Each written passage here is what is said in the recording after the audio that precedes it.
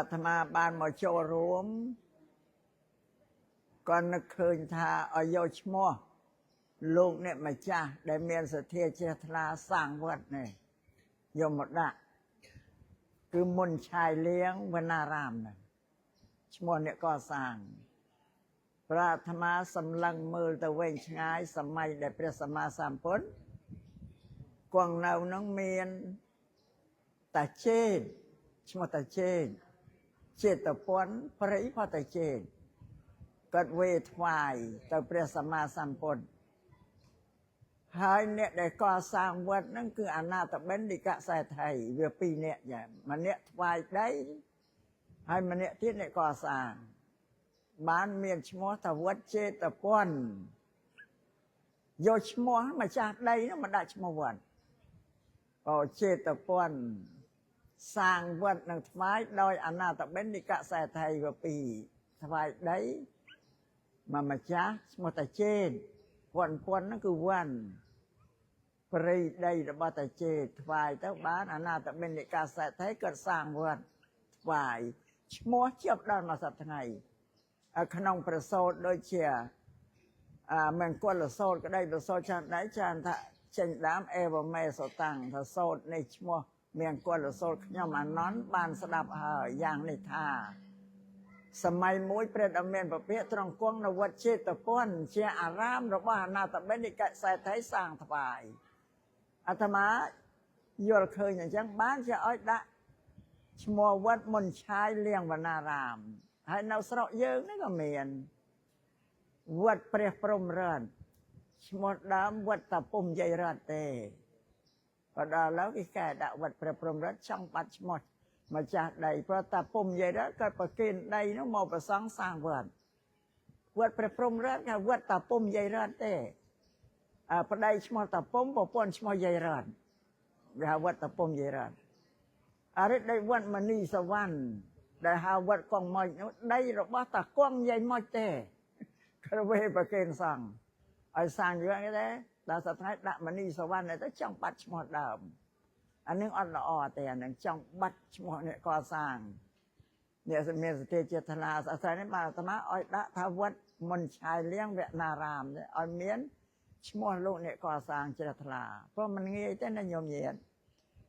ก่อสร้างวัดอารามมุยนี่นะจับดุยประดามโดยวัดวาเรนวัดไอโลครัวนุกวนเนาจับดามโมเมนต์โดยสัตย์ไงได้เป็นมนโรงสละสะซาเชิญเชียงกระดาพระสบายพระกระเบื้องไงเต้นนะบ่จับได้บนตะบงนั่งตันรำนั่งก่อสร้างมอมนั่งประมาณตำนอมันนั่งประมาณคือตันรำบ้านไปเฮียเชียร์หม้อเชียร์ไปตรงเมียนกอดหม้อไอ้เนานั่งก่อสร้างอยู่นั่นนะได้เชียร์วัด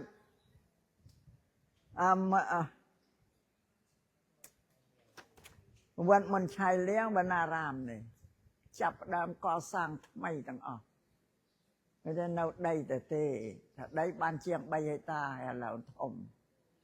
ไอ้เมื่อก่อสร้างเชียร์สลาอุปทานสลาเนี่ยมันจะแต่เตะดับเมินโนลาเชียงหรือนมเมียนก็เมียนก็ได้สำหรับประสองกองเนาหนึ่งไอ้นกอาตมาโมเมนต์ขึ้นคลองทวีน้องทมดอลขั้วดอลอะไรบ้าง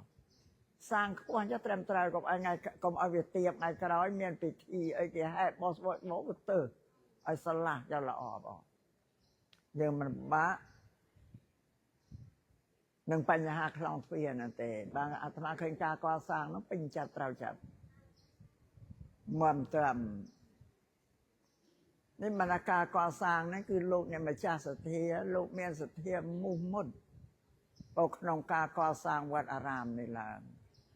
ไปวัดอารามบอกพุทธศาสนาต่างอ๋อนั่นโยมเย็นการอัมพีพุทธบริษัทแต่เดเมียนสเทียจิรธราจุยก่อสร้างสำหรับประสองลูกเมียนเติมเมียนสมบัติอันก่อสร้างอเตวัดอารามกอดสลาไอ้ต่างอ๋อตัววัดต่างมวยนี่การล้างด้อยอำนาจสเทียจิรธราหรือเปล่าโยมเย็นพุทธบริษัทไอ้พุทธศาสนานี่เชี่ยประลึงหรือเปล่าจนเชี่ยขมายยังไงนะโยมเย็นโดยแนวสระอมริสระบารังไงนั่งปีมนอันเมียนได้พุทธศาสนาปันแต่ขมายอ้อยแต่เมียนขมายแต่เนาปฏินาข ខ្មែរដែលកាន់ពុទ្ធសាសនានាំយកពុទ្ធសាសនាទៅប្រតិស្ថាននៅទីនោះស្រុកអាមេរិកអត់មានទេពីមុនដល់ឡើងមានខ្មែរទៅនៅទៅយកពុទ្ធសាសនាទៅតម្កល់ទុកនៅសហរដ្ឋអាមេរិកហ្នឹងឥឡូវនឹងមានវត្តធំជារូបភាពឲ្យអាមេរិកកាំងនឹងឃើញថានឹងជាវត្តពុទ្ធសាសនាច្បាស់លាស់ចឹងបងនឹងបានថាឲ្យតែមានខ្មែរទៅនៅកន្លែងណានាំយកសាសនាទៅតាំងទីកន្លែងណាទៅតាមប្រជាប្រដ្ឋខ្មែរអ្នកកាន់ពុទ្ធសាសនាដូចក្នុងទីនេះទៀតពីមុនមកមានវត្តឯណាអត់ទេដោយសារមានឧបាសកមុនឆាយលៀងនេះគាត់មកនៅទីនេះទៅឃើញថាมันមានវត្តអារាមសម្រាប់ញោមញាតបរិស័ទនៅក្នុងភូមិគោកស្រកនេះធ្វើបុណ្យធ្វើទានធ្វើកុសលអ្វីចឹងគាត់បង្កើតជាវត្តឡើងសម្រាប់ញោមញាតភូមិគោកស្រកជុំវិញនេះឯងមានវត្តអារាមហ្នឹងជាទីសក្ការៈបូជារបស់ផងខ្លួនតាំងពីចដូនជាតាចទួតលូតលាមកតគ្នាមកបងបានហើយអាត្មាជំរាបថាมันងាយទេញោមញាតអ្នកមានសទ្ធាចេតនាសាងវត្តសាងអារាមมันងាយតែចំណាយធនធានច្រើនណាស់ណាបងឯការកសាងនេះมันតែចប់ទេក៏ប៉ុន្តែក្នុងឱកាសនេះ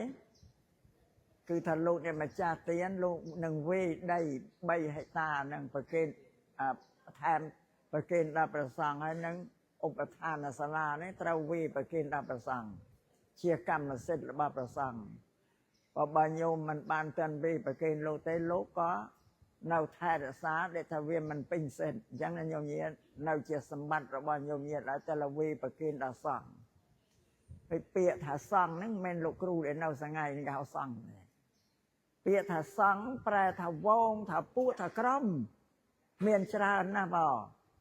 តែដែលអាត្មាដែលសម្ដែងធ្វើទេសនានេះមិនមែនសង្ឃដែលជាបុគ្គលទេហើយពី2ទៅ3គេហៅគណៈ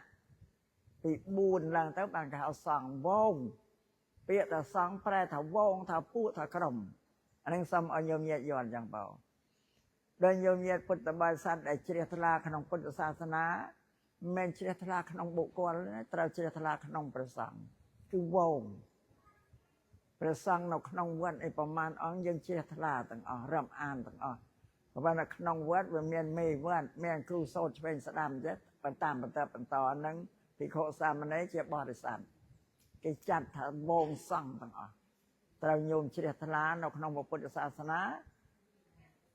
ទៅតាមព្រះរតនត្រ័យហ្នឹងរតនៈជាទីពឹងរបស់យើងពុទ្ធបរិស័ទទី1គឺពុទ្ធរតនៈ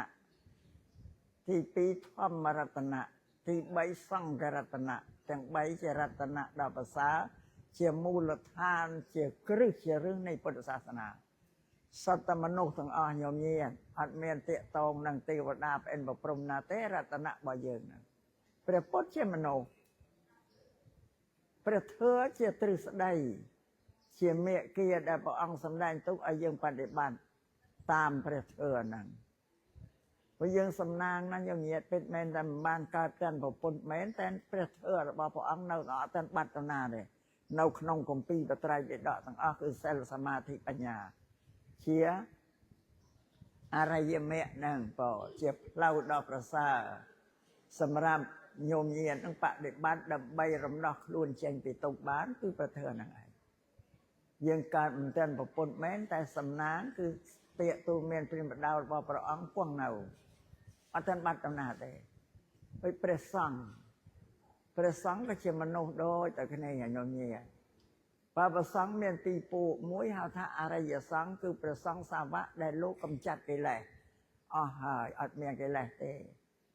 បើលោកបរិនិព្វានអស់ហើយបច្ចុប្បន្ននេះនៅតែសមតិសង្ឃពាក្យថាសមតិសង្ឃគឺសង្ឃដែលបានសន្មត